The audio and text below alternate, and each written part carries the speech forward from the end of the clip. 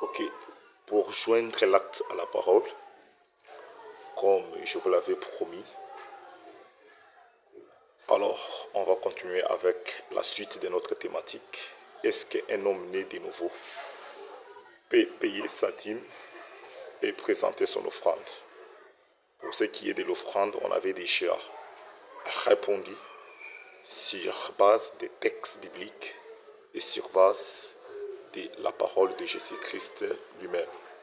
Alors aujourd'hui, on va continuer avec la dîme. Avant de commencer, nous ne sommes pas là pour tolérer ou accepter des récits qu'on attribue à la Bible. On doit respecter les Saintes Écritures, respecter ce que le Saint-Esprit dit. Et pour votre information, la Bible n'est pas un livre d'opinion et d'impression. Dire que non, j'ai l'impression de, moi je pense que, moi je trouve que, non, moi je constate que, non, ce n'est pas ça. La Bible, c'est un livre de vérité.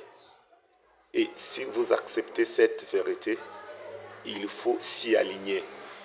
On n'a pas besoin d'aller prendre ce qu'un prophète ou bien un homme a pensé ou bien son impression. Non, ça ne nous importe pas.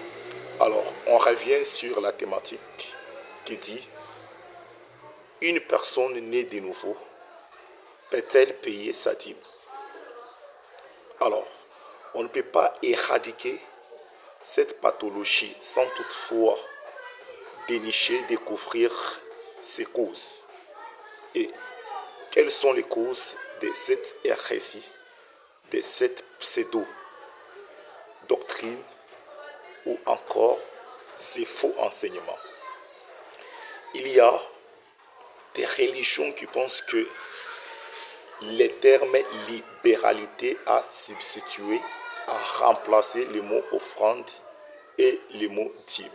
Or, ce qui n'est pas vrai. C'est Paul qui est le premier prédicateur à utiliser ce terme. Et dans la lettre qu'il a écrite à l'église de Rome. Et nous allons voir ça en détail.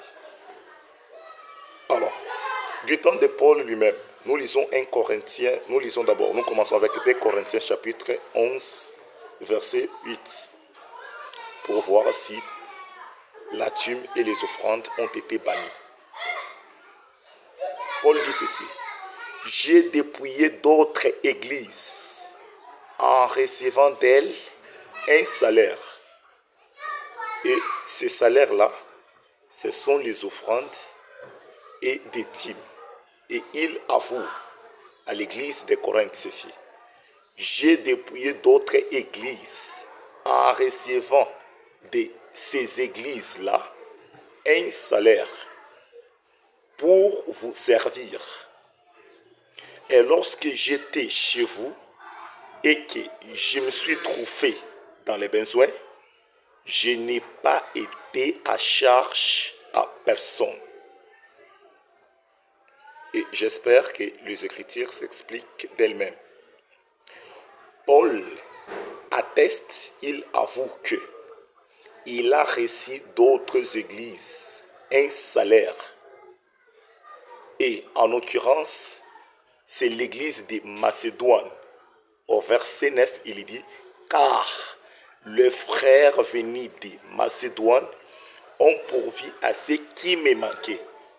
Et en toute chose, je me suis gardé de vous être à charge, et je m'en garderai. » Ce qu'il a reçu de l'église de Macédoine, ce n'est pas la libéralité, mais il a reçu un salaire. Or, celui qui dit libéralité et celui qui dit salaire ne disent pas la même chose. Là, j'espère que nous sommes de même avis. Alors, pourquoi Paul ne veut pas recevoir le salaire de l'église de Corinthe? Pourquoi il refuse les offrandes? Pourquoi il refuse les dîmes de l'église de Corinthe? On répond cela dans le livre de 1 Corinthiens maintenant. Nous revenons dans le livre de 1 Corinthiens, chapitre 9, au verset 12. Pourquoi Paul refuse de prélever la dîme et de recevoir l'offrande dans l'église de Corinthe aussi longtemps qu'il a fait dans l'église de Macédoine? Alors, il dit ceci. Si d'autres jouissent de ces droits sur vous, quel droit? De prélever la dîme et de recevoir les offrandes. Il dit maintenant ceci, il explique, si d'autres ministres de Dieu, si d'autres disciples, si d'autres pasteurs, si d'autres apôtres comme lui jouissent de ces droits sur les croyants, n'est-ce pas plutôt à nous d'en jouir, nous Paul, moi Paul, n'est-ce pas à moi d'en jouir? Jouir de quel droit? De prélever la dîme et de recevoir les offrandes. Alors, il y a une raison qui l'empêche. Il dit ceci, mais nous n'avons point usé de ces droits de salaire sur vous. Au contraire, nous souffrons tout pendant que nous refusons la dîme et les offrandes de l'église de Corinthe, mais en réalité, nous souffrons de tout, afin de ne pas créer l'obstacle à l'évangile de Christ. Voilà le but pour lequel, l'objectif, la raison pour laquelle Paul s'est abstenu à la dîme de l'église de Corinthe et aux offrandes de l'église de Corinthe. Ce n'est pas pareil pour toutes les églises, parce qu'en Macédoine, il avait un salaire. La simple raison est que son évangile n'ait aucun obstacle. Parce qu'il y a des gens qui pensaient que l'évangile de Paul, c'était un évangile lucratif, un évangile de l'argent. Il cherchait à s'enrichir. Alors, il leur dit clairement, ce n'est pas dans ce but-là que moi, je vous évangélise.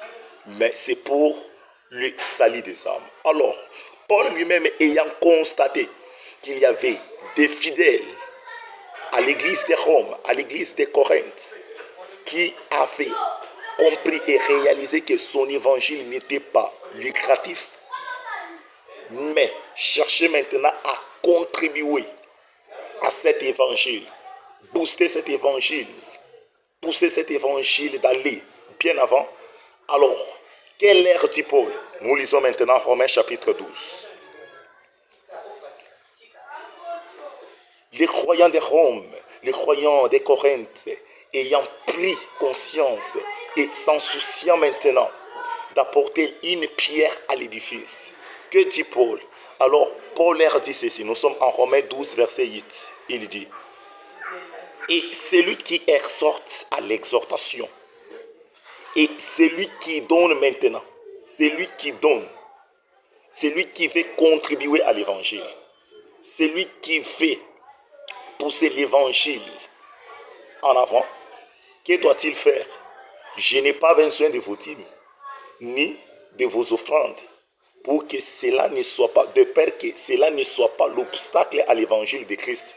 Mais si vous avez réalisé que vous pouvez contribuer à cet évangile, il leur dit ceci, que celui qui donne les fasse avec libéralité. Avec libéralité. Et c'est la première fois que Paul utilise le mot libéralité.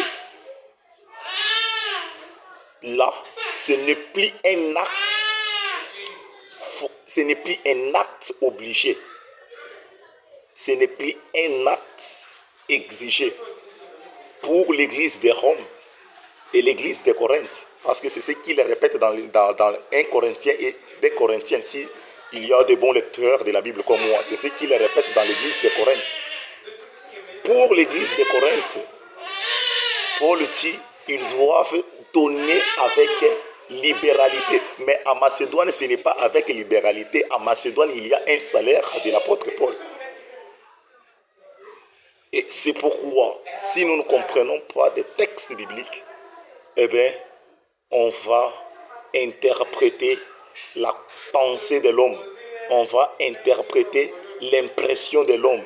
Et on va s'appuyer sur ce que la personne pense. Non, la Bible n'est pas l'impression de l'homme. Moi, j'ai l'impression. Non, ce n'est pas votre impression. Mais c'est l'écriture inspirée de Dieu. Et la Bible déclare, toute écriture est inspirée de Dieu. Voilà. Nous devons nous aligner à l'inspiration de Dieu et non pas à notre impression. Alors, si la dîme est bannie dans la Bible, alors nous allons prendre le dernier passage, et c'est le passage de Jésus-Christ lui-même. Le texte que Jésus lui-même a donné à propos de la dîme. Et aujourd'hui, je parle que pour la dîme, si elle est interdite ou pas. Et vous allez vous convenir avec moi que depuis la Genèse jusqu'à l'Apocalypse, il n'y a aucun texte biblique sans équivoque qui dit désormais ne payez plus la dîme. Aucun texte. Et celui qui peut me prouver le contraire, qu'il le fasse dans un commentaire. Si vous trouvez un texte dans la Bible où il est écrit désormais ne payez plus la dîme, alors je vous demande de me l'écrire dans les commentaires. Alors, lisons les derniers textes. Nous sommes en Matthieu chapitre 23, verset 23. Et là, nous parlons encore de la dîme. Nous voyons ce que Jésus parle au sujet de la dîme. Alors, Jésus dit ceci. Matthieu 23, verset 23. Malheur à vous, scribes et pharisiens hypocrites. Pourquoi sont-ils hypocrites? Parce que vous payez la dîme de la menthe, de l'ânette, du cumin, et que vous laissez ce qui est plus important, ce qui est plus important dans la foi, la justice, la miséricorde et la fidélité. C'est là ce qu'il fallait pratiquer sans négliger les autres choses. Je répète, sans négliger les autres choses. Là, c'est Jésus qui pèse bien son langage. Il dit sans négliger les autres choses. Ici, il faut être professeur de français pour être sur les mêmes mesures d'onde avec moi. Sinon pas, vous allez me taxer ou bien vous pouvez m'insulter, me tenir des propos grossiers aussi longtemps que c'est le problème de la langue. En quoi les pharisiens et les scribes sont-ils hypocrites? Jésus leur dit ceci. C'est parce que, il y a une raison. Vous payez la dîme de la menthe, de l'ânette et du cumin. Et la proposition continue, la phrase continue, l'idée continue, parce qu'il y a la virgule, c'est-à-dire l'idée continue, la raison n'est pas finie. Alors, qu'est-ce qui aurait été fait? Il leur dit, et que vous laissez, vous oubliez ce qui est plus important, plus important.